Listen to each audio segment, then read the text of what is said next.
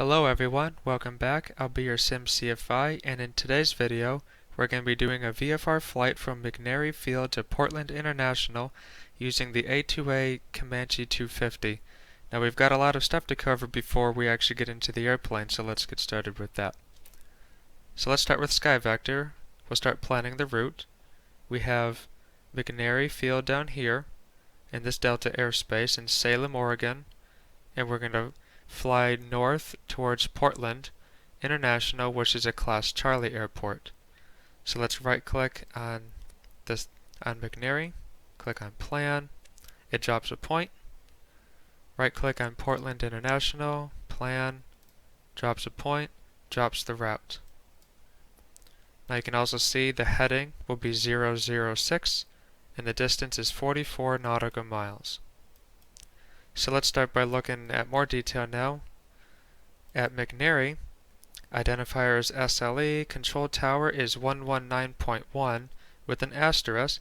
That means the control tower is not open 24/7, so when the control tower closes, 19.1 it becomes your Common Traffic Advisory Frequency, or CTAF. The ATIS, the weather and info, is 124.55, airport elevation is 214 feet above mean sea level. The airport has lighting with an asterisk, means there's lighting limitations, usually means it's pilot controlled lighting when the control tower is closed. So when the control tower is closed, you have to click your mic 5 or 7 times to turn the lights on. The longest runway is 5,800 feet and the Unicom is 122.95, 2295.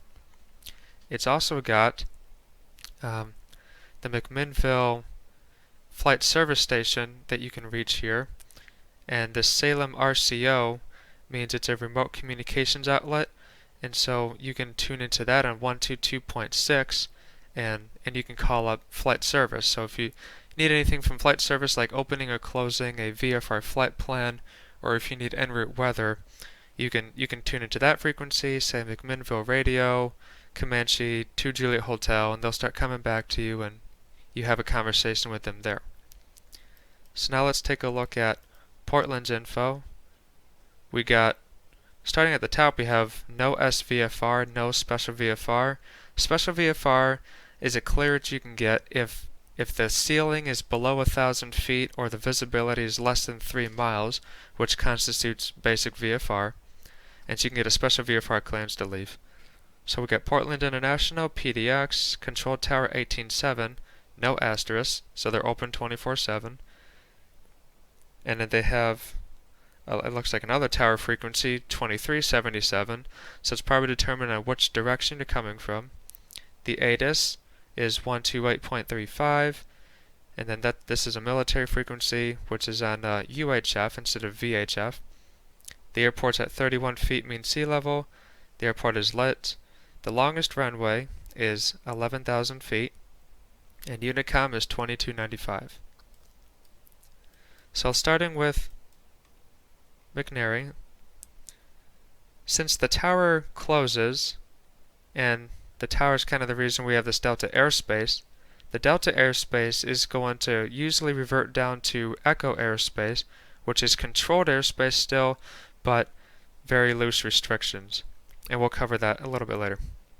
So now, to figure out when the tower closes, let's click on the flight plan over here. So we can just click on McNary, and I'm just going to middle mouse click so it opens in a new tab immediately. And Sky Vector translates the airport facility directory info to this page. And so you can see the info here. And you can also just hover your mouse over the airport facility directory entry and then click on it, and it takes you to that page. And the airport facility directory is this green book, and it's got all this info and some extra info as well in different sections. So we got McNary in the town of Salem, and there's a bunch of info you can read through, but I'll point out some of it. So down here, Salem Tower 19.1, that's your frequency for the tower, and it's open from 15 Zulu to 5 Zulu. And then so you just have to translate that from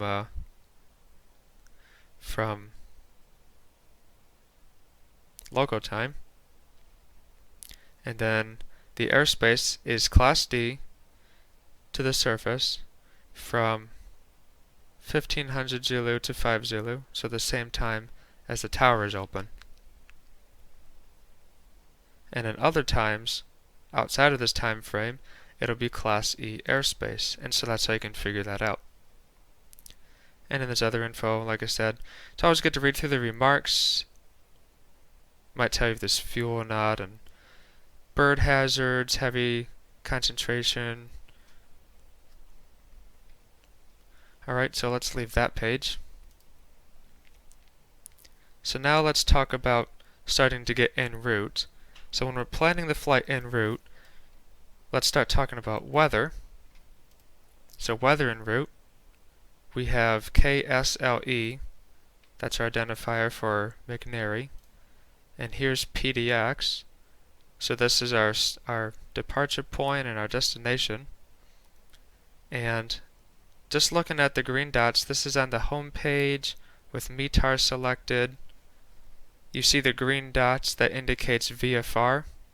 A blue dot, like here at KUAO, which is Aurora State. That's marginal VFR, that's blue. And in red would be IFR, and pink is low IFR. Low IFR meaning it's got low clouds or really low visibility. So here's red. So you got 700-foot ceiling, 3-mile visibility, and they even color code it here too.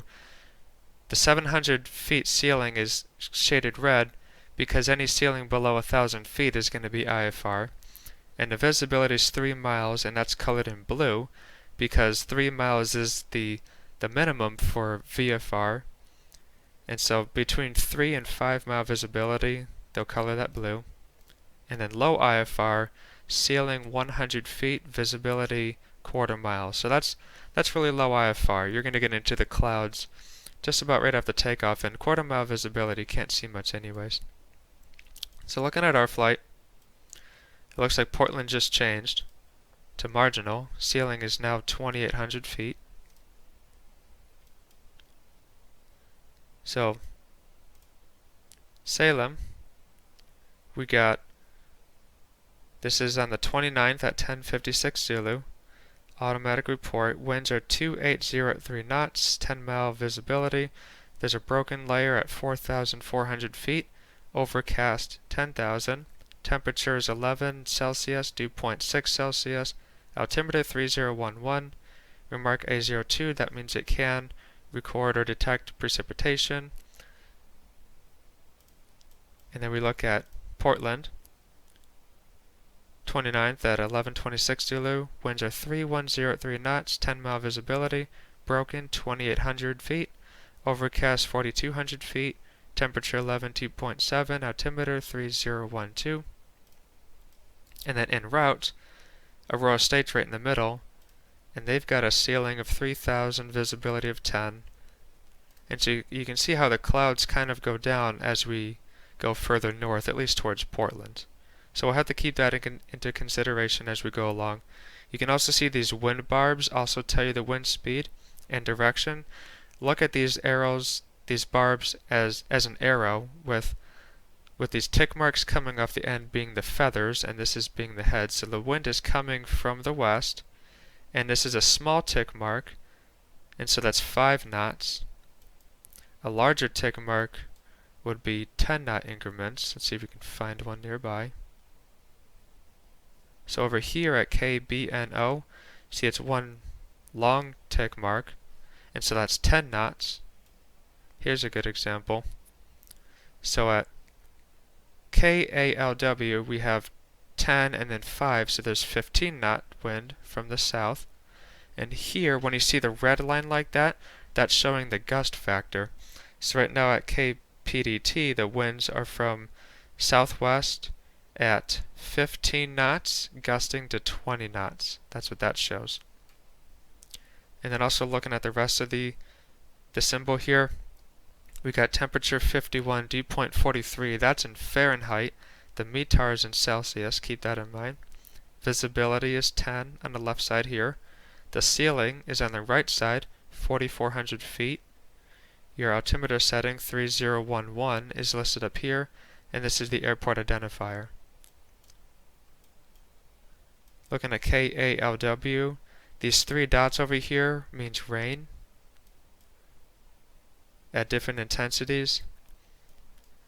And then you can look this stuff up under weather services.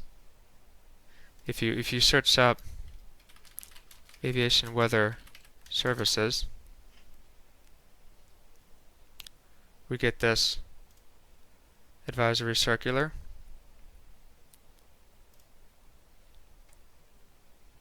And in this book, you can find it in here, and they give you so much more info as well. You can just scroll through and see everything. This whole document basically talks about all the weather products that you can get as a pilot. And here's some of the stuff about wind. So that's a good book. Aviation Weather Services. Its advisory circular 0045 Golf. Alright, so now we've checked the METARs, basically the surface observations along our route. Let's check winds aloft. So forecast, winds and temperatures. And we can get a text version, or we can get a graphical version. I'll show the text real quick. So just click on the area that you're flying. So we could just get the whole west coast. And you have to find the nearest airport essentially. And so this covers all the way from Washington through California. So FAT, that's Fresno. Ontario, that's in SoCal. Red Bluff, that's north of Sacramento. Here's Sacramento. So we come down. PDX, Portland, is a pretty big airport, so they have a station. And to read the text version, we're going to be around 3,000 feet because of the clouds. And so you choose your flight level here. You got 3,000, 6,000, 9,000, all the way through. It gives the times up here valid on the 29th at 12 Zulu, and you're supposed to use it between. This forecast is good for 8 Zulu to 15 Zulu. And so if you need to look up Zulu time, you can just go to Google and search in current Zulu time, and right there, 11:33 a.m. And so that's in between this time. So then we go down to PDX, 3,000 feet, and the first two numbers, 31, is the wind direction, 310. The next two numbers is the speed, 14 knots. And then you also get temperatures when you're higher than 3,000 feet above the ground. So now we have, at 6,000 feet, winds are from 290 at 16 knots, and the temperature is 0. This temperature is 3. All these temperatures are Celsius. So then at 9,000 feet, we've got -4 Celsius, -8 Celsius at 12,000, and you see a note up here, temperatures negative above 24,000. So 24,000, there's a bunch of negative temperatures, but everything above that, the temperatures, they take away the plus or minus sign. So now we have winds 310 at 38 knots, and the temperature is -48. This is at 30,000 feet. So that's how you read the text-based. Let's back out, go to this graphical image, and it just covers the whole country. So it's not always as accurate, but you can get a good graphical description of the wind. So you can see surface winds off the coast are pretty strong for the surface, about 25 knots. This is for 11 Zulu on the 29th, and right now it's 11:33. So this is current. So let's look at 3,000 feet. We're going to be in northern Oregon. Looks like winds aloft are roughly 10 knots blowing from the west. And at 6,000 feet, it's a little bit stronger. This is about 15, so 15 from the northwest. So this is how you can check your winds aloft. Let's see what else. We can also check terminal area forecast. And so let's type in our identifier. We have KPDX. So let's see what the weather forecast is for Portland. And we'll get the raw. You can also do decoded. I'll show you that in a second. So raw, get TAF data. I middle mouse clicked on it so we can keep this page open. So here, PDX, this forecast was made on the 29th at 11:35 Zulu, and it's valid from the 29th at 12 Zulu to the 30th at 12 Zulu. So it's a 24-hour forecast. And then at the start of the forecast, the winds are going to be 270 at 4 knots, and the visibility is greater than 6 statute miles. That's what P6, like a +6, greater than 6 statute miles. Light showers, light rain showers, scattered 2,500 feet clouds, broken 3,500, overcast 4,500. And then from the 29th at 23 Zulu, it's going to be these winds, this visibility, these clouds. Temporarily, from 23 Zulu to 3 Zulu, there's going to be light rain showers. And then from the 30th at 4 Zulu, from the 30th at 4 Zulu, it's going to be these winds, this visibility, these clouds. And then from the 30th at 10 Zulu, it's going to be these winds, this visibility, these clouds. So that's how you read a TAF. You get decoded, and it translates it for you, which is pretty nice too. So here's your TAF issued at this time, and they give you the raw text too. So it could be a good way to learn to read the text too if you click on decoded. So forecast period from 12 to 23. So this is the initial. This is that initial line. The whole forecast period gives you the winds. So then you start getting into it. So from the 29th at 23 Zulu, so forecast period is from 23 Zulu to 4 Zulu, and it gives you the info, and you can read it through like that. So that's a terminal area forecast, a TAF, and so that's a forecast for about a 5-mile area around the airport. Let's see, some other things we can check. Go into icing. You can quickly look up the freezing level. You could also determine that from those winds aloft. But here's a good graphic description of the freezing level. And so, northern Oregon, Portland's right on the border of Washington. We're in this green. And so green is 5,000 feet. So the freezing level is 5,000 feet. If we get into clouds at 5,000 feet or higher, then we could develop icing. So that's a quick look at freezing. You can look at prog charts, and you want low level. And then so these are good for longer term forecast as well. So right now this is valid on the 18th, is valid at 8:18 Zulu on the 29th, and right now we're at 11. So a little bit later, you can see this is what the forecast will be. This is your legend down here, and it tells you everything on the chart. So this blue cloud-like thing means marginal VFR ceiling is 1,000 to 3,000 feet, and or visibility 3 to 5 miles. And so along the coast, and then getting into northern Oregon, it's going to be a little bit marginal later on. And then red is IFR. So in this red circle, you have IFR weather. The orange, yellowish, is moderate or greater turbulence. And this goes from the surface up to 16,000. This is surface to 16,000 feet. And then you have your freezing levels here as well. So the squiggly is the freezing level at the surface, which we don't we have a little bit right there. But then the dashed lines is at different altitudes. So this line right here shows us that along this line the freezing level is 8,000 feet. Along this line it's 4,000 feet. And here's freezing at the surface. So that's a prog chart, and then you can choose the different times, and you usually have this drop down for the different other forecasts as well, like the winds and temperatures aloft. So that's some of the basic weather info that we'll look at before going onto a flight. So let's go back to home. And I got stuck with this non-interactive map because I clicked this button. But make sure you have interactive map.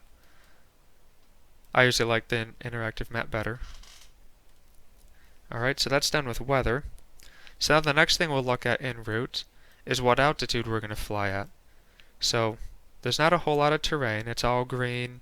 We don't see any big numbers anywhere. Here's terrain, some tall terrain. So we've got 1,000 feet, 2,000, 3,000. And these little dots will usually show points of elevation, usually around peaks. So like this peak, East Mountain, is 5,300 feet. This one's 5,334 feet. Stuff like that. Another thing to get a general idea of altitudes is in the boxes of latitude and longitude, you see this number. And so this is the maximum elevation in this box, 4,400 feet. And so we can see here we got 2,600, 4,700. Now 4,700 we don't have to worry about because that's down here. So you have to look into the box to kind of get the whole picture. But that kind of gives you an idea. You can see how these are all spaced out like that. Alright, so aside from terrain, let's look at airspace along the route. And Aurora State, it looks like it has a delta airspace around it. And this is a little interesting. Delta airspace, but not a control tower. And this airspace, delta is always from the surface up to 2,700 feet. This is 2,700 feet as well. Getting to some other areas and it might change. 27 here. Here's one at 2,800. And so it's usually always 2,500 feet above the ground. And we have, since the elevation is 200 feet roughly, then 2,500 plus 214 gets us to roughly 2,700. That's how they chose that altitude. So Aurora State's got some delta. So we're going to have to either be talking to ATC already or fly above 2,700 feet to clear their airspace, which we should be able to do. And then soon after this, we'll contact Portland Approach. It says contact Portland Approach within 20 nautical miles on 18.1. So we'll do that. And so that's about it for altitude. What altitude we're going to choose, that and the weather. We got low clouds, 4,400, 3,000, 2,800 feet for the ceiling. So we're not going to be able to climb too high. But if you are going to climb higher than 3,000 feet above the ground, this is where your VFR cruising altitudes comes into play. And this is based off your magnetic track above 3,000 feet over the ground. So, and what they mean by magnetic track, our magnetic track would be 006 degrees. Now if there's a strong wind from the west, and we're going to have to angle the airplane to like a heading of 350, that's our magnetic heading. Our ground track is 006. So this is based off your track, not your heading. So our heading is 006. That puts us between 0 and 179. And so we're going to fly an odd altitude, an odd 1,000, so like 357, plus 500 feet. So here's your examples, 3,500, 5,500, 7,500, and so on. And then if our ground track is westerly, 180 to 359, you fly an even altitude, an even 1,000, plus 500. Here's your examples. IFR, just so you are aware, IFR does the same thing, but they don't do the plus 500. So they'll fly at 3,000, 5,000, 7,000, or 4,000, 6,000, 8,000. So that keeps everybody at least 1,000 feet apart, or VFR to IFR 500 feet apart. And the IFR guys are under ATC control, and so they should be under radar contact, at least throughout the lower 48. Alright, so now we talked about airspace, terrain. Next thing I want to point out are these VFR checkpoints. VFR checkpoints are these magenta flags, and what they indicate is that this is a location that ATC knows about. So when you need to make a position report or tell ATC where you are, if you reference one of these, they'll know where it is. Normally, you couldn't say that you're just over a lake, like Lake Oswego. If you just say that and it doesn't have this flag, they probably won't know where it is. They might, but they probably don't. But since it has this flag, it's a point you can say you're over, and we might use that today. We might just say how many miles are north of Aurora State. And it's funny that Aurora State's got a flag as well, because they normally know where the airports are. They also got a flag over the VOR. So always look for these little flags. There's another one. Here's one. So Oregon City. Here's a city you can report over. So things like that. And then while we're staring over here, we got this glider activity, parachute activity. And so you always just want to look around. There's a lot of notes they'll put down here. Caution, intensive flight training. Here's a frequency at or below these altitudes. See the airport facility directory for special notices. And so there's always more symbols you can be looking up. And remember, to get to that legend, you need to click on the Seattle sectional.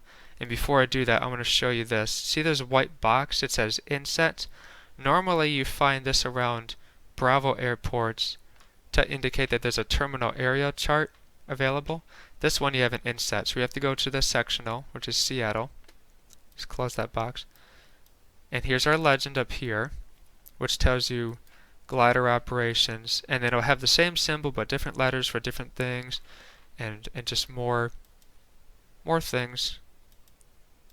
Features normally used as checkpoints for controlling VFR traffic or emphasized on the series of chart. So here's your VFR checkpoint. And so that inset I was talking about was down here, and you can see it gives you a lot more detail, similar to a tag, a terminal area chart, but they made one for this place too.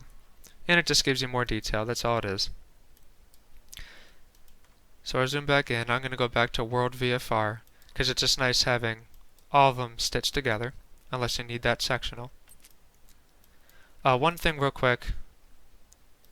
So when you start looking at different airspaces that require more info. One flight that I was going to do for this video was from San Luis Obispo up to Monterey, and en route we have all this stuff. So MOA is Military Operations Area, and then you have restricted, and then over here there's warning, and they're all labeled. So for this restricted area, restricted means you can't go in unless you're part of the exercise that they're doing here. And if you see prohibited, then you just simply cannot go in. And so you look up the number R2513. We have to go to the sectional that it's on, so Los Angeles sectional, and you got to look up R2513. These are airspaces. R2513 is right here. The altitude is surface up to flight level 240, 24,000 feet, continuous instead of a certain time, and the controlling facility is Oakland Center, and these are the frequencies you can contact them on. So you can call them in this frequency to ask if it's hot, but this time it's just continuous, so it always is. So you wouldn't really need to call up for that purpose. And then we saw those MOAs, and they were Hunter Low, all these Hunter ones, and then there's another one, Roberts. And so we look at the MOA that you're trying to figure out. So Roberts is from 500 AGL up to, but not including, 15,000 feet. And then the times, it's intermittent by notice to airmen. So you just have to call flight service, or you can call Oakland Center to see if they're using it. If they're not using it, if it's cold, then you can fly through without risk of getting hit, basically. Because the military operations area, they could be doing supersonic flight or other maneuvers, but not live fire. So it just poses a collision risk, really. And then restricted means they're doing live fire. And I looked it up. There's an Army base down there, and they do live fire. And then the Navy will bring in fighters from Lemoore, which is just off the sectional here. They'll fly in from Lemoore to do some air-to-ground work as well. So you don't really want to be flying in this area if they're doing those activities. But for the military operations area, you can fly through any time at your own risk, or call ahead to see if it's, if it's hot or cold. And here's Roberts that we looked at. Alright, and then you can get more info on all this airspace by Googling AOPA Airspace Flashcards. And you can scroll through, and it shows you an example, and then it gives you info on it. And it's got this for just about everything. Even talk about wind turbines if they're lit. IFR routes on sectionals, so your Victor Airways V326. Here's our Charlie airspace. We're going to fly into a Charlie. Now there's weather minimums. You got to maintain 500 feet below the clouds, 1,000 feet above, and 2,000 feet horizontal. And you also have to have 3 mile visibility. There it is, visibility 3 statute miles. You have to have a Mode C transponder, Mode C being altitude reporting. And you got to establish and maintain two-way communications. That's where you call them up and they respond with your tail number. And it gives you some more info. Here's a delta. Same weather minimums, 3 miles visibility, 500,000 above, 500 below, 2,000 horizontal. You need to establish and maintain two-way communications, but you don't need that transponder. There's some other info. And you just keep scrolling through. It gives you everything. Talks about special conservation areas, overflight prohibited zone. You see this a lot in the coast of California. You can't fly below certain altitudes, or you're violating some other regulations. Here's a cite to the regulations, you can read it. Here's that prohibited area. You just simply can't go in it. But make sure you check the altitudes. There's a prohibited area up in Washington for a subbase, the Bangor subbase, and it only goes up to like 2,500 feet. So it's not that big of an airspace. Always look up that margin. Here's the restricted, the warning. The warning they're usually doing, it's for coastal stuff. The Navy's doing stuff out in the ocean, and there's info on it. Alert areas. Alert area is kind of like an MOA, but it's not military. It's just an area to be an alert in. There might be a high concentration of pilot training or some other stuff. Alright, so there's that. MOAs we talked about. Now I got these military training routes, and here's the info on them. These are just areas that pilots are going. Military pilots are flying really fast along. NSA, special flight rules area for like the Grand Canyon. There's a Washington, D.C. special flight rules area. Flight restricted zone for D.C. Temporary flight restrictions. Now temporary flight restrictions, you can look up on SkyVector. Go to layers.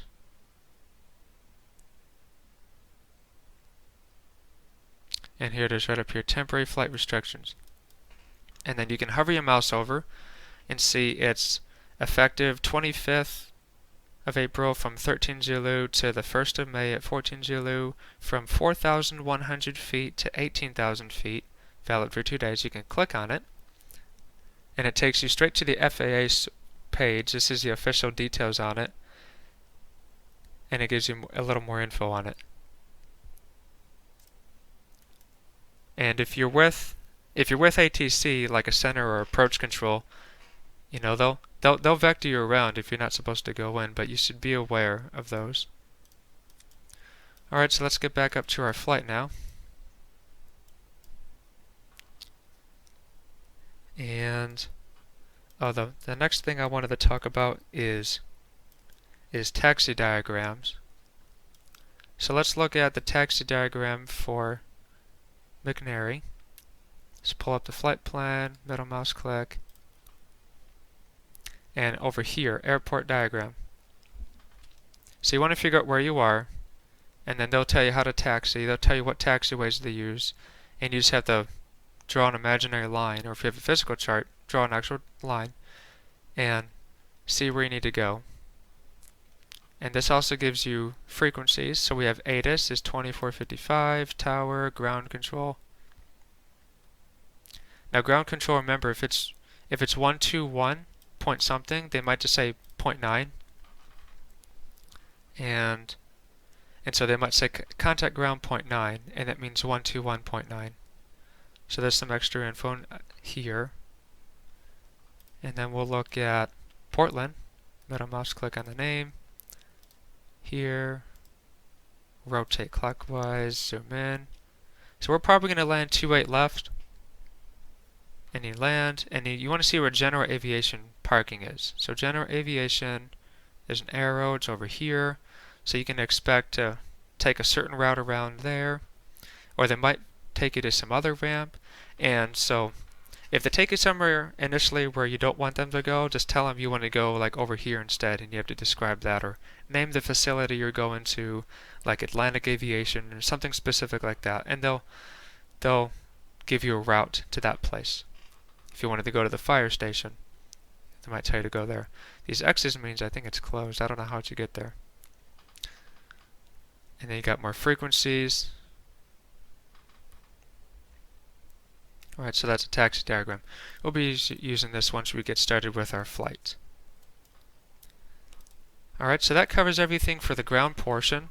Now we'll get into the airplane and start flying. Okay, we're back at the airplane. Let's go ahead and get inside. And let's run through a quick pre-flight. Shift 8. Cabin, control wheel, move this bungee, master switch, move the master switch on. Fuel gauges, check. So we got fuel, almost just over 15 gallons. And in our tip tanks, our left tank, about half. Right tank is about half. Master switch off, ignition off, flaps extend. Okay, there's that. Let's get outside.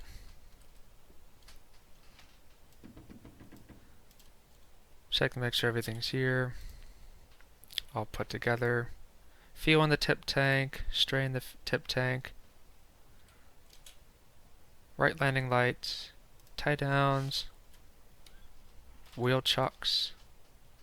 Let's close that door. So check the fuel over here. Strain the fuel at the bottom.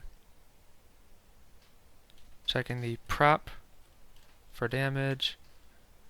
And now we're checking the air inlets, make sure they're clear. Check the oil. Got about 10 quarts. And looks a good color. Got fuel, chocks, tie downs. Where's that tie down? Remove the tie down. This is the stall warning horn. Make sure that moves. If it's stuck, it's not going to work.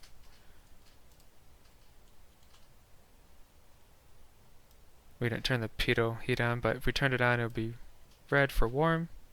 And we removed the cover. Left landing light, left wing. Okay, check this. Left wing tip tank level. Strain it, or sample it. Make sure these components are good for the ailerons. Look at the flaps. Make sure the flaps are good. Static port. Check for blockage.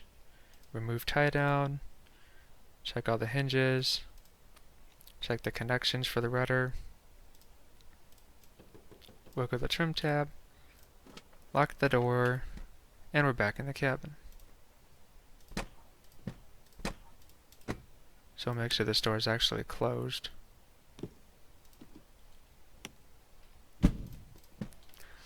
Alright, so we're done with the pre-flight. Shift 2. Got some notes. Pre-flight complete. Passengers briefed. Seats, seatbelts, shoulder harnesses, flaps up. Radios off. We got avionics masters off. Circuit breakers check in. These are all in. These two over here are in. All electrical switches off. Autopilot is off. Rotating beacon on. Carb heat off. That's off.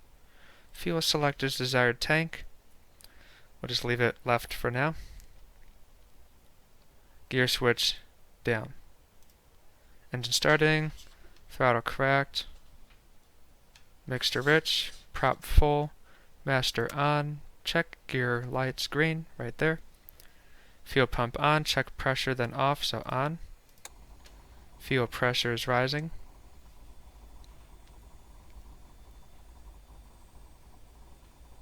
It's in the green, turn it off. Engine prime. So it's about 52 Fahrenheit out there. We'll do about 2 strokes of primer. Make sure you lock it, right-clicking.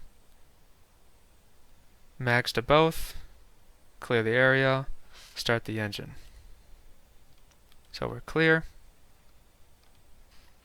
Fire it up. I'll make sure the parking brake is on, which it is.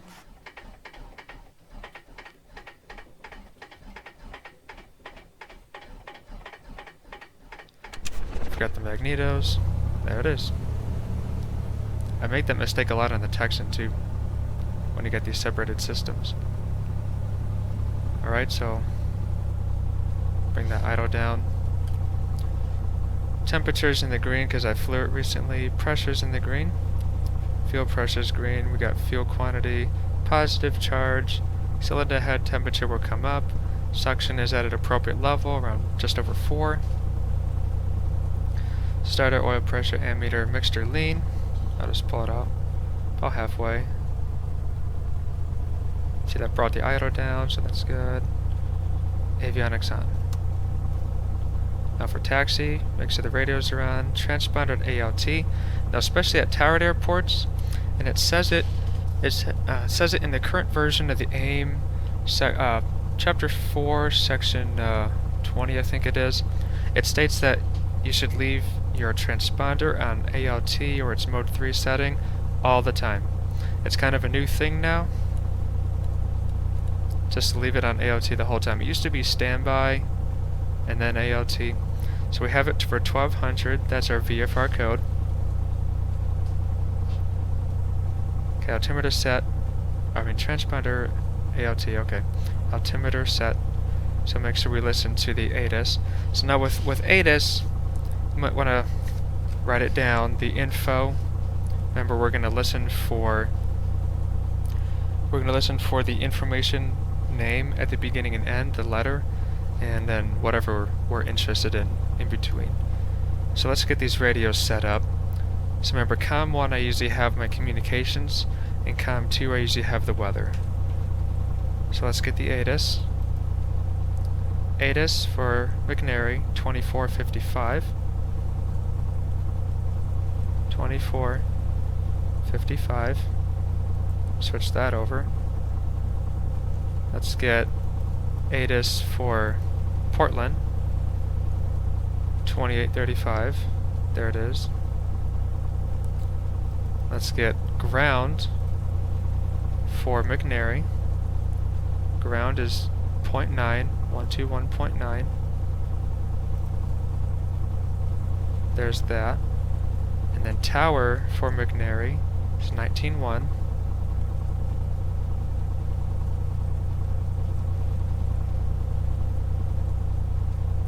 Alright, so those radios are set. So let's listen to ATIS. Click on both. Salem, airport information, X-ray. 15. X-ray. Shallow. Wind 26 creep at 3. Visibility greater than 20 miles. Sky condition, ceiling 4,400. There's those clouds. Temperature 11. Dew point 6. Altimeter 3011. 3011. ILS, runway 31 in use. Landing and departing runway 31.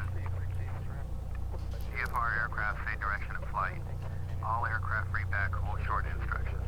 Advise controller on initial contact you have X-ray. Alright, so X-ray is the info, and they're using runway 31, so that's good to know. The winds aren't too strong. Clouds are at 4,400 broken. And so now that we've used this, we don't need this anymore. So that's the Portland ATIS now. And then down here, I'll usually put another frequency that might need to get reminded of later. And so we could put the approach frequency down here, 18.1, as our reminder. Now some avionics stacks, you can actually use COM 2 to talk. And I looked around and I don't think that's possible with this avionics stack. But in the 172R, there's a switch in the top right of it where it'll say like mic, and then you have a selection for 1, 2, maybe some other stuff. And so you can have a frequency down here, swap it in, and then select COM2 for the mic, and you can transmit on COM2, but you can only transmit COM1 on this one, at least as far as I know. Alright, so I always like to make sure I use up all these spots on these, more controlled flights. So now we keep going. Altimeter is set. Heading indicator set. So I held down right control, shift, and then enter. We're on a heading of 254, 255. Let's do 254.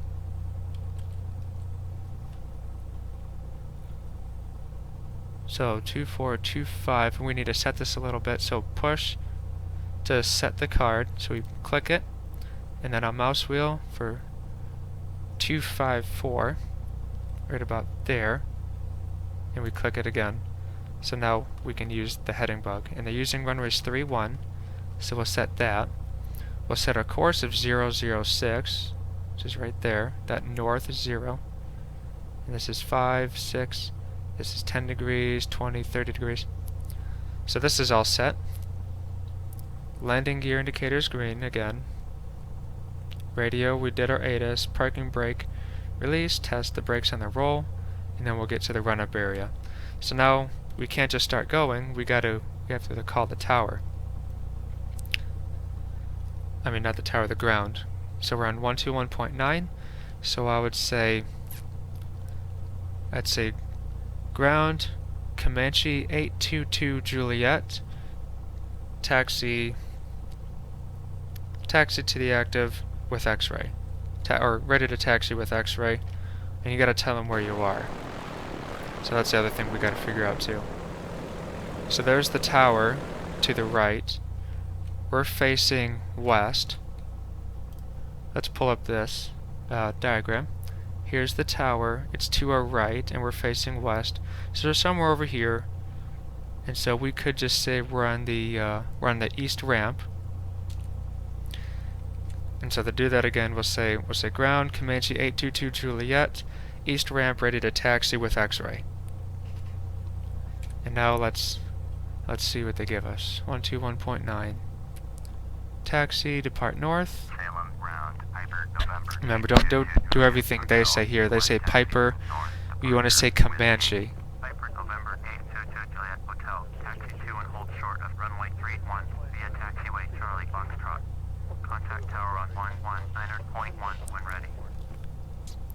Alright, taxi to 31 via Charlie Foxtrot. Comanche 2 Juliet Hotel, or just 2 Juliet Hotel. That's how we would respond with that. And we don't pay attention to how they do it. I'm just doing this to get the system going. And you don't have to do the ATC to do it all right. You can just do it on your head, but I'm kind of showing you how this kind of works here too. So we got Charlie Foxtrot is where we're going. So Charlie is this whole side of the ramp, and then Foxtrot to 3-1. Here, I'll zoom in. Now if you look, Charlie to Foxtrot, we're going to have to cross this runway. And the ATC system didn't tell us to cross the runway, and so they might have said taxi via Charlie Foxtrot, cross runway 34, or they might say hold short 34. If everyone's using runway 31, no one's using this one, they'll probably just tell you to cross it. Otherwise, they'll tell you to hold short. So when you get there, you gotta call them. You gotta tell them that you're here, and they'll clear you across when they're ready. And then you go hold short of this, do your run up, and then call tower when you're ready to take off. So we're gonna do that. Release the parking brake, and we'll go ahead and swing around to the right here. Let's add a little bit of mixture so the engine can run.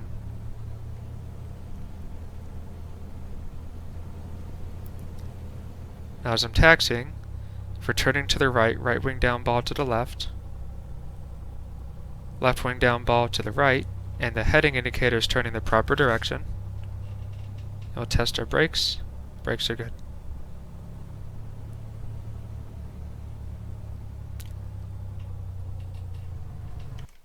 So you can see here, by this sign, facing it this way, which is left and right, is going to be taxiway Charlie.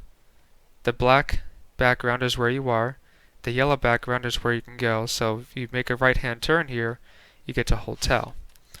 If you're over there. So this whole taxiway in front of us is Charlie. We found our yellow lines.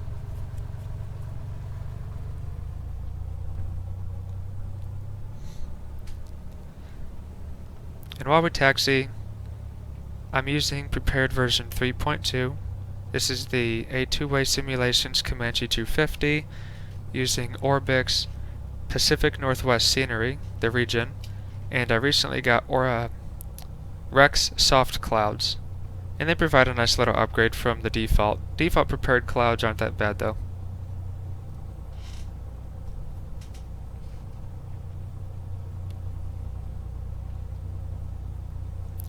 And so you can see we've got everything set up between radios and avionics and our instruments so that we don't have to touch anything during the taxi. We just look around, keep our heads up, keep an eye out for traffic, and just focus on taxiing. Okay, we're coming up to runway 34. And you can see the black background. We're on taxiway Charlie. And then this is runway 34. And you'll see this hold short line. So that if they told us to cross 34, then we can just keep going. If they told us to hold short, we've got to stop here at the hold short line. Remember the solid lines you cannot cross without a clearance unless it cannot cross without a clearance. These lines, the dashed, you're just coming off the runway, you're cleared to cross automatically. So we got to stop here. If they told us to hold short, remember they could just tell us cross runway 34 and we keep going. So if you do have to stop, you'll sit here and you'll tell ground Comanche 2 Juliet Hotel at Charlie holding short 34. And they'll say Comanche 2 Juliet Hotel cross runway 34. And you'll say crossing 34 2 Juliet Hotel. Now we'll get going again.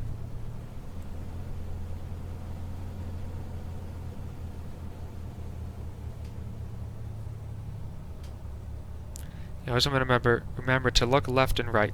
Even if that runway is not being used, remember to look left and right.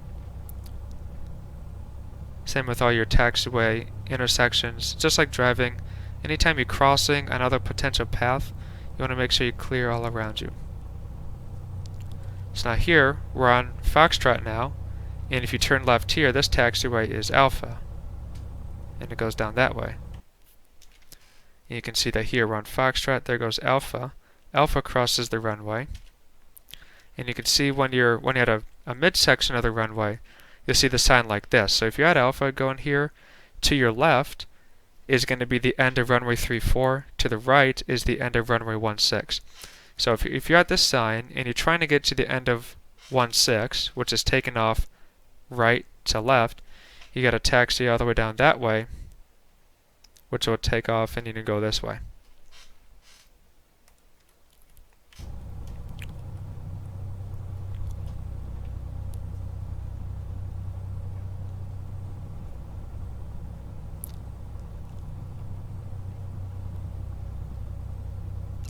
You can really see that overcast layer 4,400 feet. And as a VFR pilot, you don't really want to get on top of that, especially if you're navigating without any other radio aids navigation or GPS. So I'll reduce the throttle now. And it's another one where they don't really have doesn't look like they have a designated run-up area. So we'll just pull to the side. I don't know if that's enough room for someone to pass, but... So I got the brakes. I'll just turn the parking brake on. And now we can pull up our checklist. So run up, brakes hold, fuel quantity check. So we got a little bit more in the left tank now, which we're still burning left tank then. Fuel select as desired tank, mixture set, so we'll go full rich for the run up. Throttle 2000 RPM. We'll check the engine instruments, check the magnetos, do the prop cycle, we've already explained that in a previous video, and then check the carb heat. I usually like to check the engine instruments first. So 2000 RPM, right up to here. Sounds like we got a bad magneto. So oil temperature's in the green, cylinder and temperature's bright in the green, suction's good, oil pressure's good, we got slight positive charge, fuel pressure, we got fuel, check the mags, right magneto, now that's not a good drop, both, left magneto is a little bit fouled up but not nearly as bad. And so one thing we can try to do, let's go to the right mag, and we'll start leaning the mixture. Leaning the mixture is going to increase the temperature, and that should help you burn off the magneto. This one sounds like it's in pretty bad shape.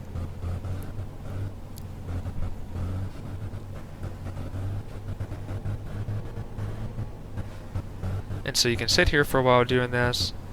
I don't know how long it'll take this one to improve, so what I'm just going to do, for the sake of the video, we'll put this back in both so it runs smooth.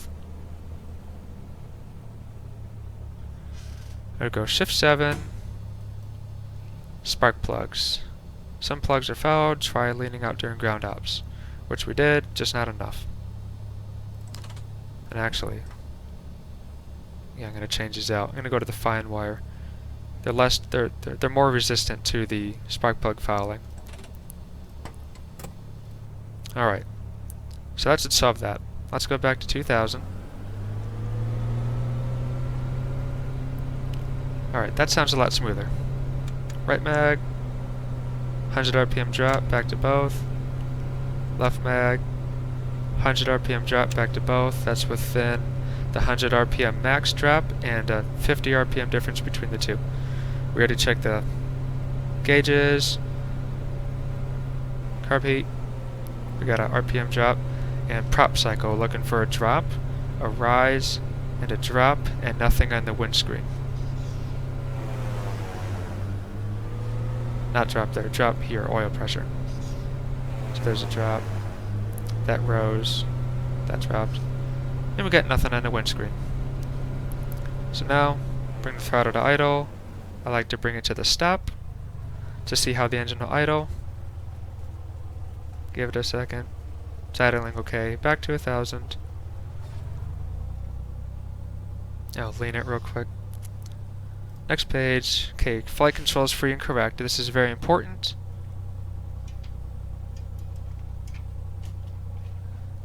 Might leave a control lock in. You might have something else jamming your controls if it's not the control lock. There was a C-130 that crashed recently.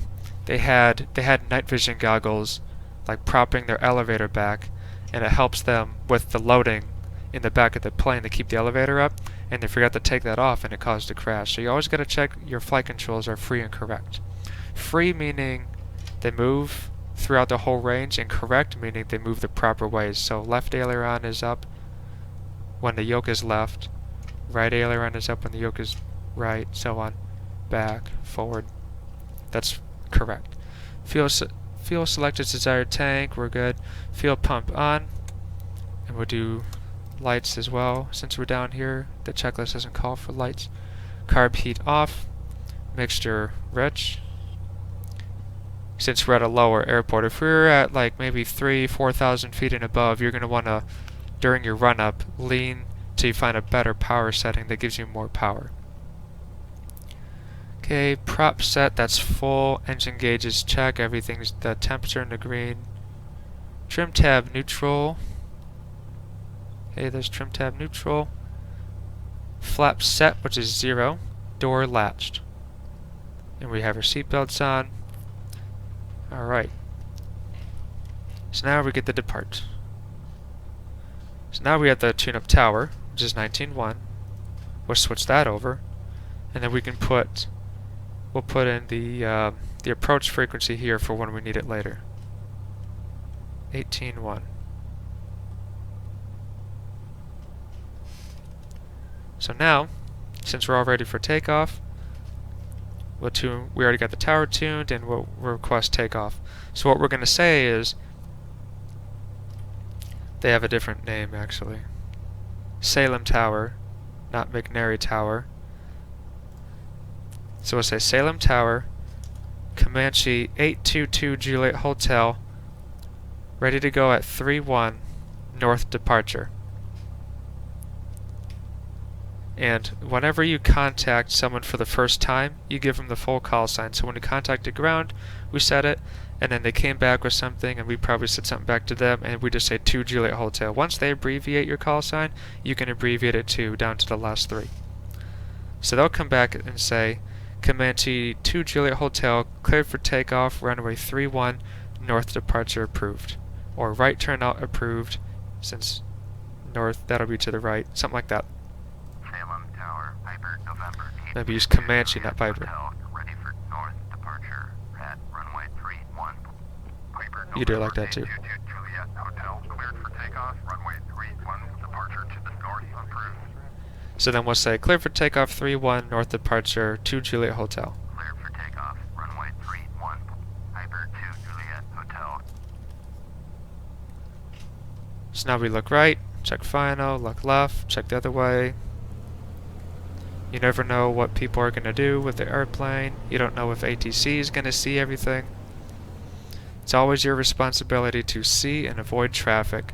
The only time it's not your responsibility is if you're in instrument meteorological conditions. Now, it's still smart to look around as best you can, but if you're just in a cloud, you're not going to see anything. That's for a later lesson. Okay, so now we're going to make sure we line up with our heading bug on top. That means we're on the right runway. We're going to go full power. Make sure we have about 29 inches of manifold pressure, temps in the green. Okay, we have our 29 inches, temperature, pressures in the green, airspeed is alive. We'll rotate, pull the stick, pull the yoke back, right rudder, keep that ball centered.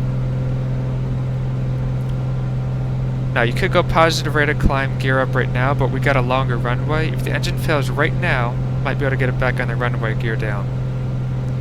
So I'll pitch for VY, which is a little further back.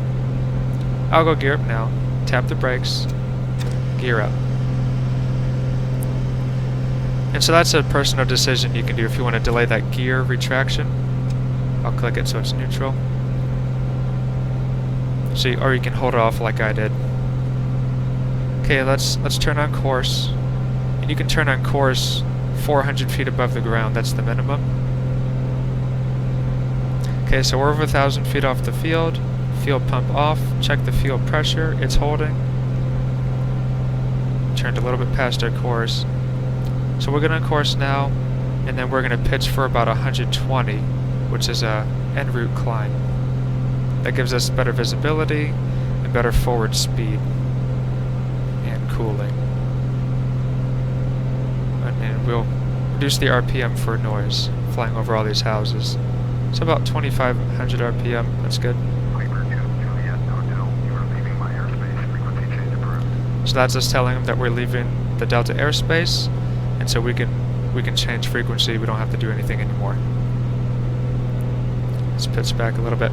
We're going to go up to 3,000 feet, and hopefully we don't have any weather problems. So we got about 500 feet to go. Now double check your temperatures. Those cylinder head temperatures are going up a bit, as you can see over here. Just make sure you watch your oil temperature. Always check your engine gauges throughout the flight.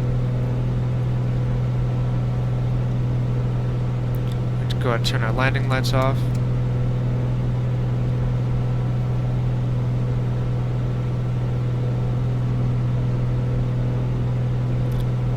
Start pushing the nose over more.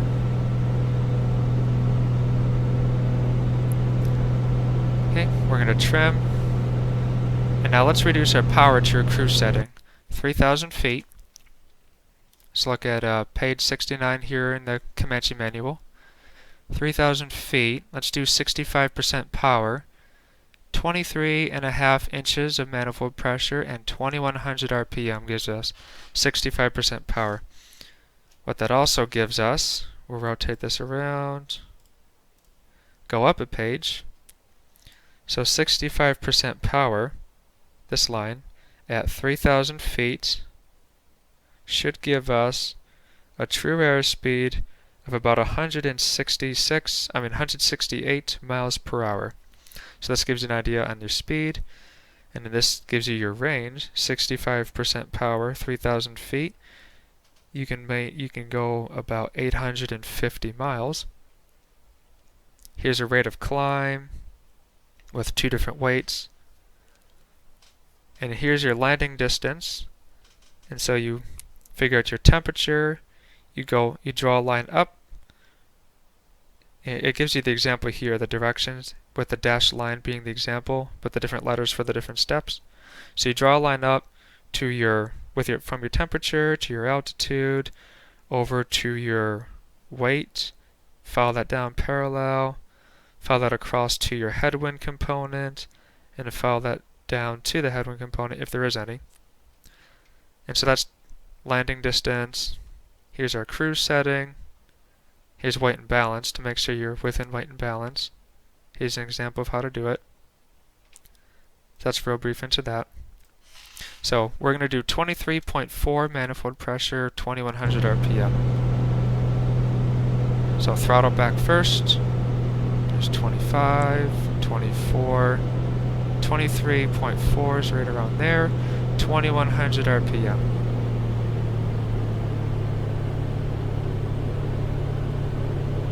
Right there. Now we'll trim because the nose still wants to go up. And as I'm doing this, I'm noting that we have a freeway off to the left. That freeway has a bend that goes further right. Now we can, since we're at 65% power, we can go ahead and lean any setting we want. And we have a lot of vibration you can see in the panel. I'm going to pull the RPM back to about 19.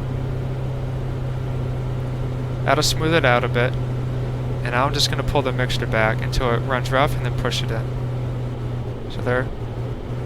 And I push it in more than what I do for non-constant speed props because it takes a more lean mixture to make that RPM change with the constant speed prop.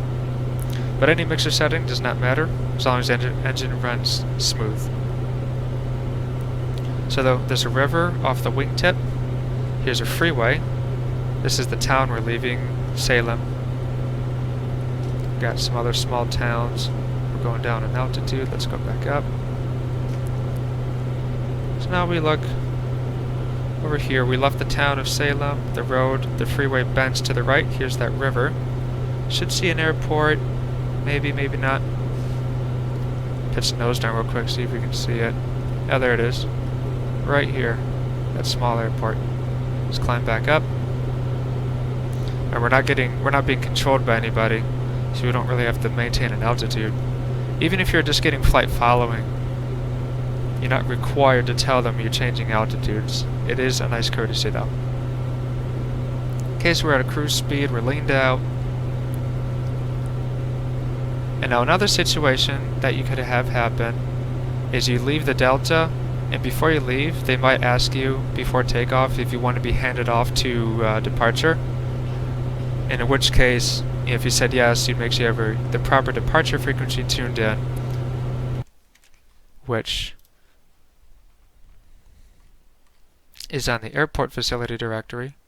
Go back into that, click on this, zoom in, and we have,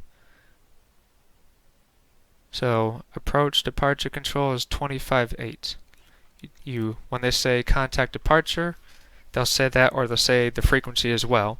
And so when someone hands you off to another controller, so if they say contact Seattle departure 125.8, you'll say 25.8 to Juliet Hotel or 125.8 to Juliet Hotel. Switch over to that frequency, and then you'll say Seattle departure Comanche 822 Juliet Hotel 3000 Portland International. So what that just told them is your full call sign, your altitude that you're at, and then what your destination is. Now if we were at this altitude but climbing up to say 5,500, then we'd say departure Comanche 822 Juliet Hotel 3000 for 5,500 Portland International. And they'd come back and say Comanche to Juliet Hotel, squawk 0346, altimeter 3011. So you'll say 0346, altimeter 3011, 2 Juliet Hotel. 0346. And then a little bit later, they'll come back saying Comanche 2 Juliet Hotel, radar contact 5 miles north of McNary. And then, they might do the altimeter setting then too. And so if they say 5 miles north of McNary, altimeter 3011, you just say 3011 2 Juliet Hotel. That's all you gotta say. They're just announcing that they have radar contact on you. So we got a small town left of the freeway. It looks like we're crossing over the freeway. So small town left of the freeway, we're crossing over, so we're right around here. Now notice we're getting into this Delta airspace, but we're at 3,000 feet. So we're not in it, we're above it. Now you can see low wing, and looking through this part of the airplane as well. It can be hard seeing where you are, so sometimes you might have to bank a little bit to see exactly what's going on around you. So we got that town. I wanted to see Aurora State, the airport. So let's turn. You can turn more on course anyways. There's a track. There's that river out there still. So now let's turn, see what we can see. There's the freeway.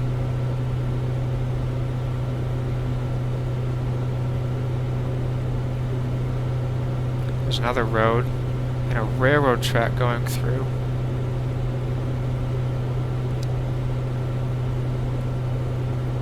Okay, we weren't quite at Aurora State. That's Aurora State right there.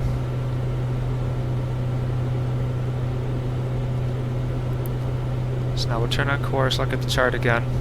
See, once you start getting into faster and faster airplanes, your VFR, your visual navigation, is going to start having bigger checkpoints at further, spaced apart further. Okay, so we cross the freeway, we see Aurora State up ahead and to the right. Now once we cross this river would be a good time to call approach. And so what I gave you was an example of just calling for flight following, which is where en route they'll give you traffic alerts. And so if you just en route like this, and they say Comanche 2 Juliet Hotel, traffic 2 o'clock 3 miles, 4,000 feet eastbound, you'll say looking for traffic 2 Juliet Hotel, 2 o'clock 3 miles, 4,000 feet, so that's going to be 1,000 feet higher eastbound. They're flying away, so they probably won't give us the call. Maybe if they're westbound. And so you'd look for that. And if you find it, you'd say 2 Juliet Hotel has the traffic, or you say, departure or approach, 2 Juliet Hotel has traffic in sight, and they'll just come back saying Roger. If you don't see it, say 2 Juliet Hotel negative contact, and so that's traffic. They might also vector you. They might give you a vector for traffic, or just a vector for just routing, maybe to line you up on final. So they'll tell you a heading to turn. And if they say Comanche 2 Juliet Hotel, turn right 060, you'd say 060 2 Juliet Hotel and turn to that heading. They could also tell you to descend or climb, and you just repeat that instruction. If they say climb to 4,500, you say 4,500 2 Juliet Hotel. Alright, so we're coming up on a river. According to the HSI, we're on course. There's a big town at the river, just north of the river. Let's bank around and see what else we can see. So we're right next to Aurora State. So right next to Aurora State, big town after the river. This is a good time to call up approach. Now, if we're already on flight following, then we'd already be done. We just wait, do whatever they tell us to do with headings and altitudes, and eventually they're going to hand us off to tower. But if we don't have flight following the way we just did it, where we took off and then we just left their frequency, now we have to call them up. So we're near Aurora State, and so now we'll say, well, this is Portland approach on 18.1. We'll say Portland approach, Comanche 822 Juliet Hotel, 3 miles north of Aurora State 3000, inbound. Let's see, we need to check the ATIS. So we got ATIS, because you gotta have that information. Letter. Alpha. 008 at 4. Visibility is good. Sky conditions 4600, that's great. Temperature dew point 3011.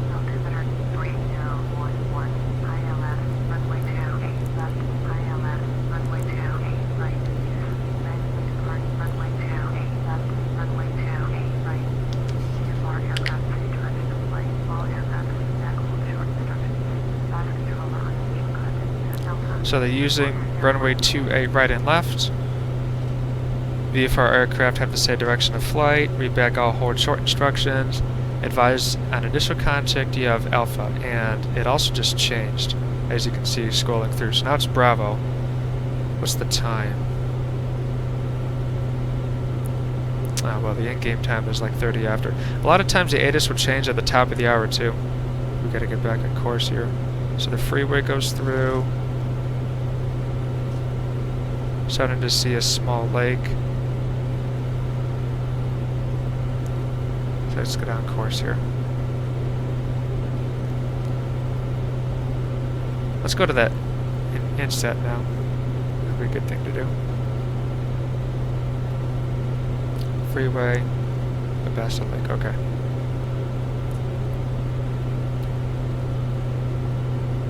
So, we got information Bravo. So now we call up Portland approach, Comanche 822 Juliet Hotel, about 5 miles north of Aurora State, 3,000 feet, inbound with Bravo. And then they're going to go through the same thing we did when you're doing the flight following. They'll give you a squawk code, they might give you the altimeter, and they might already give you headings for traffic. They might start calling out traffic. And so just listen to what they say. Alright, so the airplane keeps wanting to turn right. We got a little more fuel on the right side than the left. Another thing we can do is switch to the tip tanks. You want to bring the tip tanks en route. So switch to the tanks, turn the fuel pump on, make sure the pressure holds. Fuel pump off, pressure's holding. Anytime you switch tanks in flight, you usually want to turn the fuel pump on and then switch the tanks. Okay, so that's good. Now we're using the tip tanks, left and right. There's their fuel quantity. Okay, we got our squawk code in.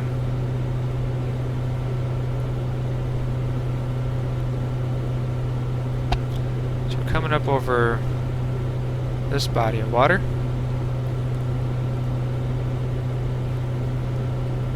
And then it looks like the river comes around, goes into downtown Portland.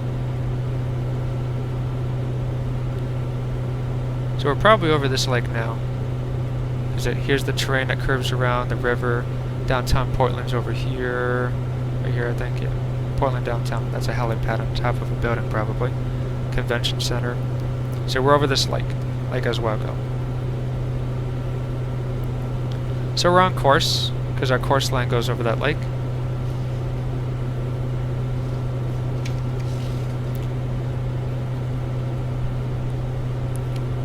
Now when we're coming into land, Charlie Airport, we've got our two-way communications, we've got our squawk code, so we're cleared through that airspace. Remember, the only airspace you need a physical clearance through is Bravo, and all these procedures are the same, all the radio procedures. The only difference is once you get close, you're going to hear them say Comanche 2 Juliet Hotel cleared into the Bravo airspace, and maybe some additional instructions. But that cleared into the Bravo airspace is the term you need to hear. And then also with Bravo, you have a Mode C veil. It's a 30-mile radius ring around a Bravo airport. You have to have a Mode C transponder to be inside that 30 nautical mile ring. The exceptions are if you have a plane like a Piper Cub, where it's never certified with an electrical system, then you don't have the transponder. Those details are in the Airspace flashcards that I showed you. So here's Portland. Right through this strut here. Orbix has a freeware Portland cityscape, which will actually improve the autogen here more customized. Not sure what the frame rate hit is, so I didn't want to install it. I might try it out later. Looks pretty good now anyways. I'm still flying over this with max autogen. It's pretty nice. So here's our clouds. Making sure we're staying clear of these clouds here. 1,000 feet below.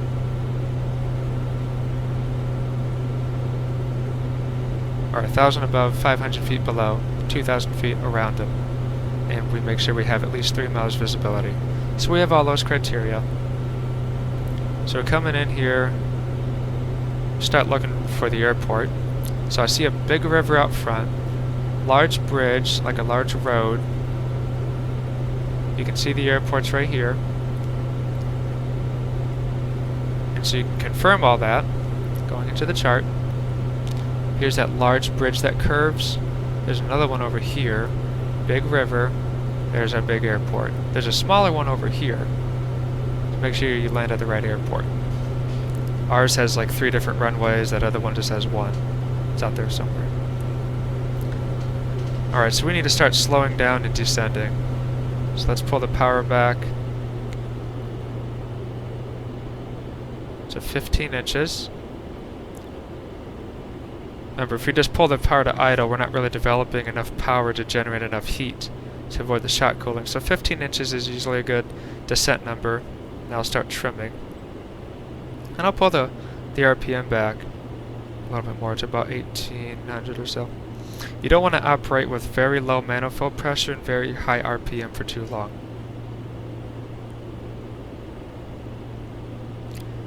Alright, so now most of it's pretty easy.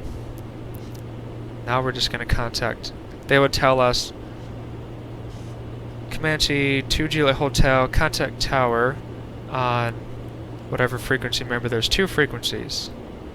So let's go Portland International. So this, for this runway, this direction will be 2377. And so we'll say 2377 or 2 Juliet Hotel, or just say over the tower 2 Juliet Hotel. That's what we respond with. So we'll tune that. There's 2377. Press full stop. Tower, Piper, November 822 Juliet Hotel is 4 miles south with Sierra to land. Now the difference here, to land at a Charlie airport, you got to be on approach frequency already. So we won't say it like this. We're just going to say Portland Tower, Comanche 822 Juliet Hotel, inbound with Bravo. That's all we say, because we're being handed off from one controller to another. They already know where we are. They've given us the other instructions. We're just checking in on their frequency. Also, when you check in on other frequencies, like center-to-center frequencies, like if you're just en route, they say from Portland, contact Seattle Center on 25.4 or something. You'll say 25.4 to Juliet Hotel, switch over to that frequency, and just like I said before, just say like Seattle approach, Comanche 822 Juliet Hotel, 3000, and that's it.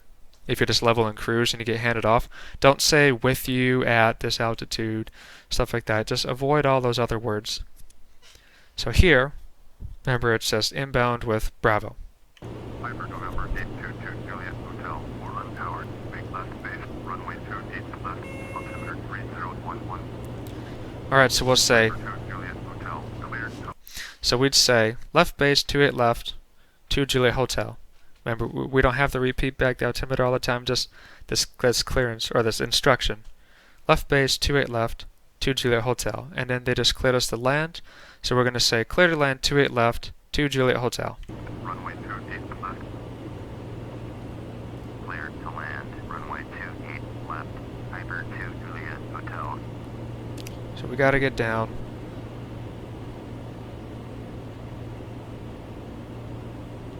Alright, this is a safe enough speed for the gear to go down.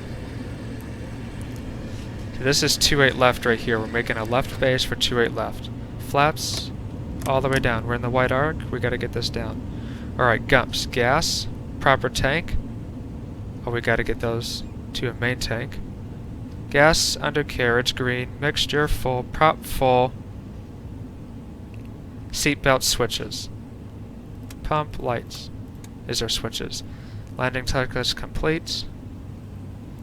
There we go. You can see it's a lot of work getting this Comanche slowed down, coming down. We did it relatively quickly. just like the last video, airplane starts getting ahead of the discussion. Alright, so we're 850 feet, turning final. Now with control tower, you don't have to call out all your turns. They cleared us to land, we just fly and land the airplane.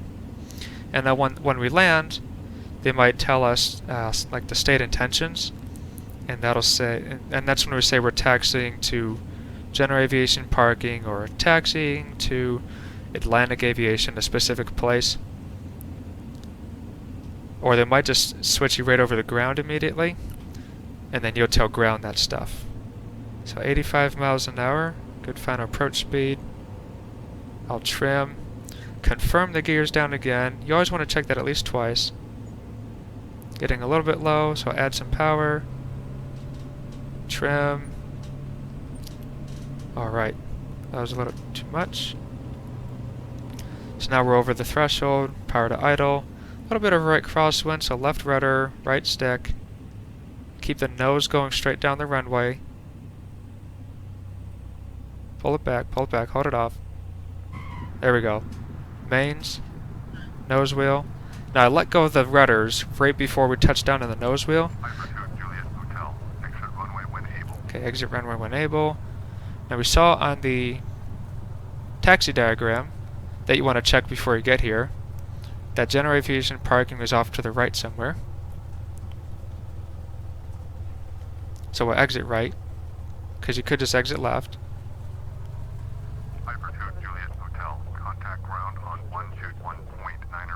So we'd say ground 0.9 to Juliet Hotel. 121.9er for Piper 2 Juliet Hotel. We cross the hold short, we stop. Now I want to show you something real quick. This is the hold short line, and this is essentially the hold short line if the ILS is being in use, and they'll tell you to stop here if they want. Because if the ILS is being in use, they want to make sure you're not in like the signal range trying to go out to the airplane, so they want you a little bit further back sometimes.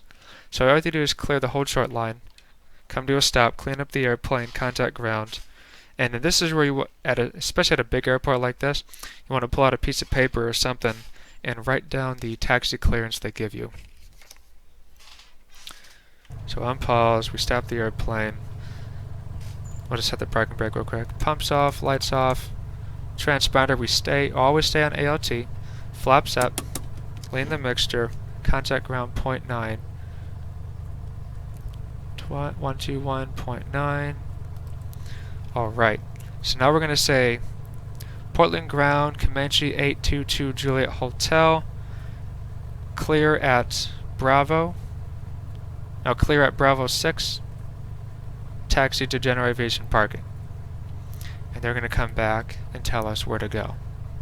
Taxi to parking. Ground, Piper November 822 Juliet Hotel, taxi to parking. Piper November 822 Juliet Hotel, taxi to general aviation parking via taxiway Bravo 6 Charlie 3. Taxi via Bravo 6 Charlie 3 to Juliet Hotel. That's how we'd say that. General aviation parking. You don't have to say all these other words. So now you'd want to instantly start moving after you figure out where you're going. But let's take a look at this real quick. We don't need that one anymore. We don't need that anymore.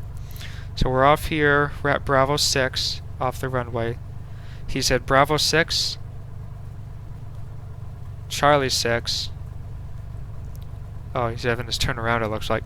So Bravo 6, Charlie 6, Charlie, and then Charlie 3. So see, they got general aviation parking listed over there, but they just sent us over there.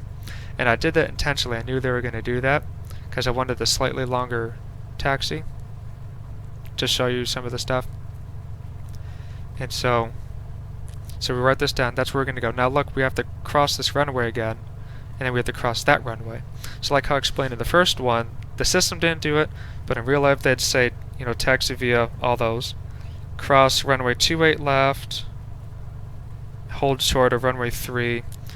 In reality, since everyone's landing on the 28s, they'd probably say hold short 28 left, but we're also right here, so they might just clear straight across. And then they'll say hold short runway 3, and then the rest of the taxi letters and numbers. and so you have to hold short of each runway.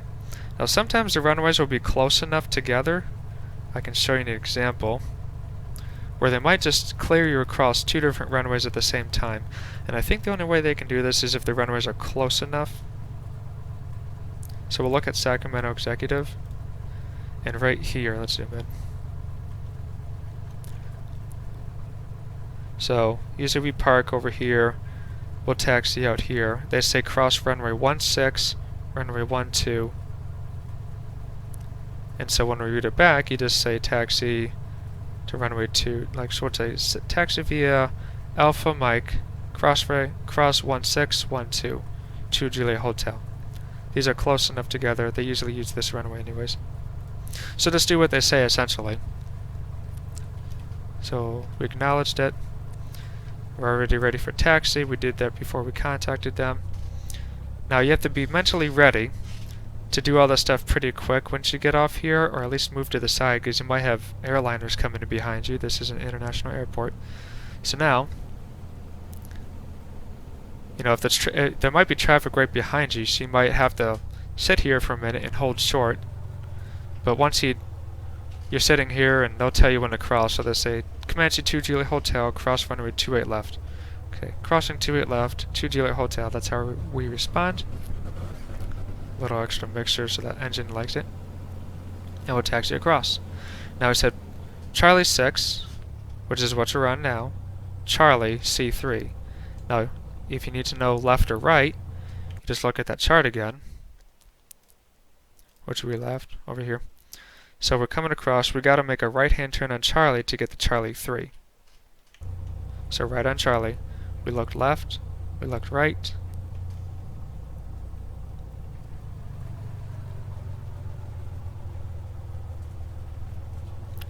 And then we just taxi.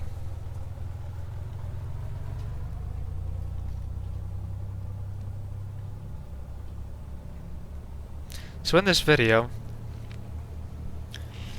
we covered a lot of stuff. This is from McNary Field to Portland International. Talked about some of the airport details, looking at the sectional chart. Then we looked into the airport facility directory, learned how to figure out when the tower is going to be open or closed. If it's closed, it's just like a non-towered field. We looked at the weather, how to check weather, VFR, and so with weather we looked at METARs, which are surface observations. We looked at TAFs, terminal area forecast. We looked at winds aloft and freezing levels, and that gets you, and prog charts, prognostic charts. We're still on Charlie. We want C3, not 5. So that gives you enough weather info to get going with the flight. The prog charts will give you a description of IFR, VFR, weather areas.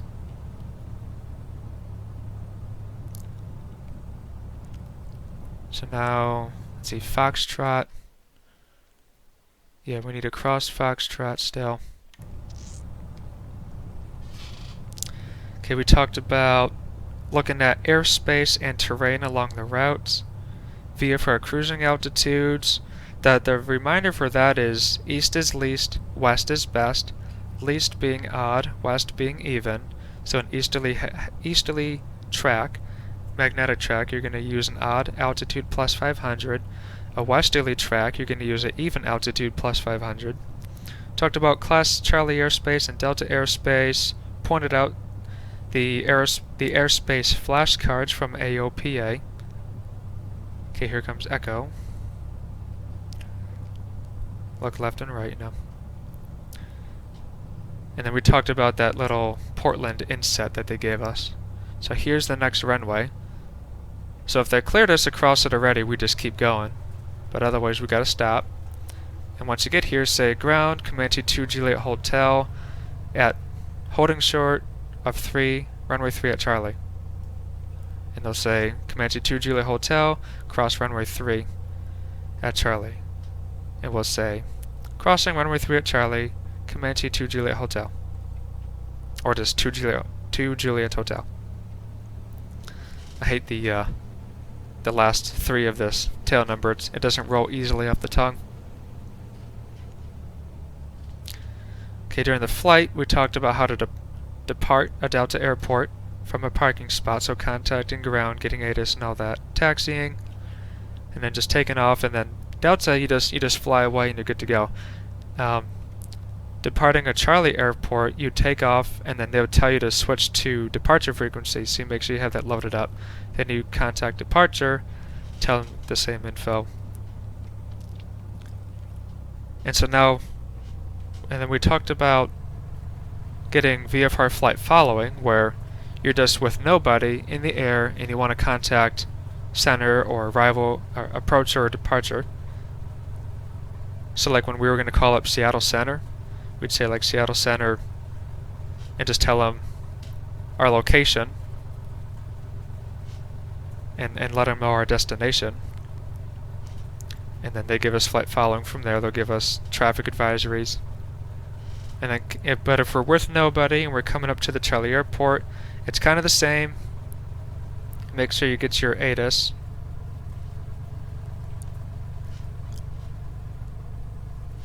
And then you just let them know your position. They give you a transponder code, altimeter setting, and you plug all that in, and you keep going from there.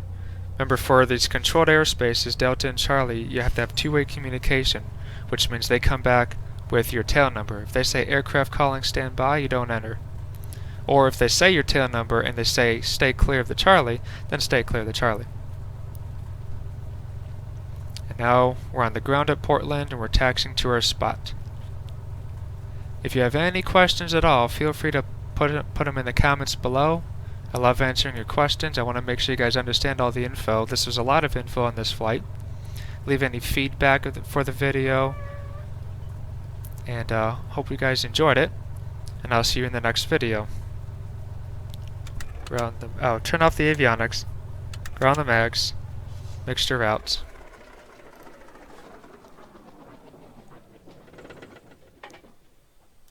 Master off. Beacon off. Magnetos off. Set the control bungee. Get out the door. Alright, not the best parking job.